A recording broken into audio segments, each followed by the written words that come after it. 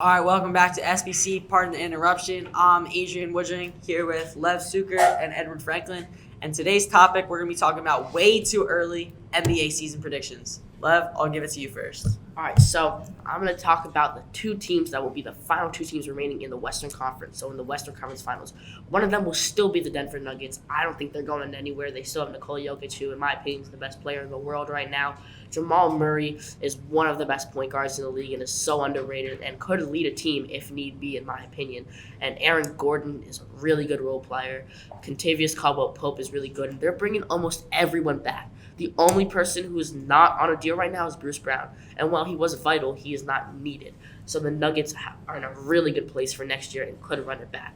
The next team I'd go with to stay in the West and to play them in the Western Conference Finals is not the Phoenix Suns. I don't think the Suns are going to be that good. Yeah. I think we're going to see the Los Angeles Clippers, especially if they get a little Chris Paul in there. They have Kawhi Leonard, they have Paul George, and Kawhi's supposed to be hurt for the first part of the year. But when he comes back, he shines in the playoffs.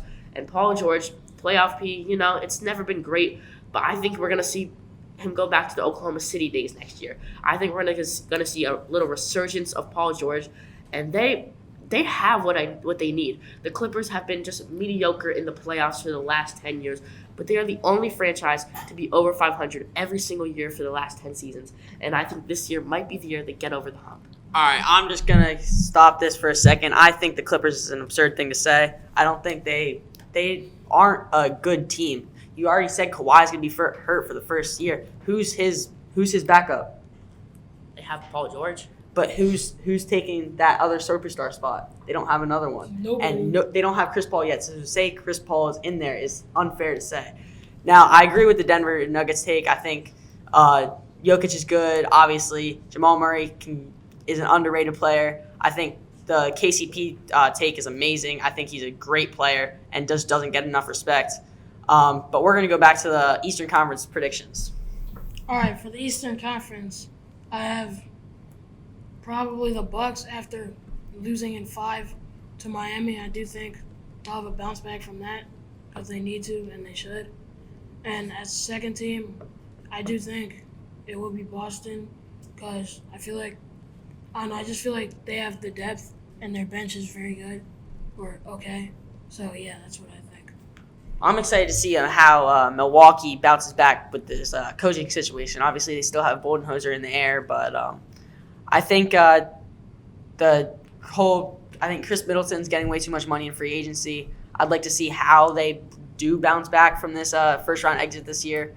But now we're going to the awards predictions. So, MVP take. First off, I would like to say the Bucks are not in a good place at all right now. And I think the Celtics are overrated. But I will go for the awards. For the MVP next season, I'm going to go with a bit of a sleeper pick that I don't see people talking about this man. But I think he is going to have an absolute insane year. I think he is going to carry his team to the postseason and have one of the better years we've seen in a while. I'm going to go with Damian Lillard. I think he stays in Portland, and I think we're seeing a Damian Lillard resurgence. He averaged 33 points a game last season, and he's still elite. He is a top 2 point guard in the NBA behind Stephen Curry, and I think when Dame is on, he is a top 10, arguably close to top 5 player in the NBA, and Damian Lillard is going to win MVP. I think that's a great take, especially if they pick up Brandon Miller in this draft. I think Brandon Miller, Anthony, and Dame would just create a nice big three. Obviously, they have a good bench with Nasir Little coming off there. They've lost depth with CJ McCollum, but, bringing in Brandon Miller, Damian back would be just amazing. I think that's a great take. Edward?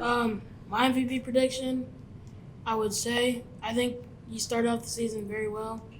Actually, I don't know if it's the beginning of the season, but I'm going to say Luka Doncic, especially if he gets this team in the playoffs this year, or at least a play-in, because he was having almost triple-double numbers last year, and it just seemed like some games he was going crazy, and yeah, I think he can pass, rebound, and score.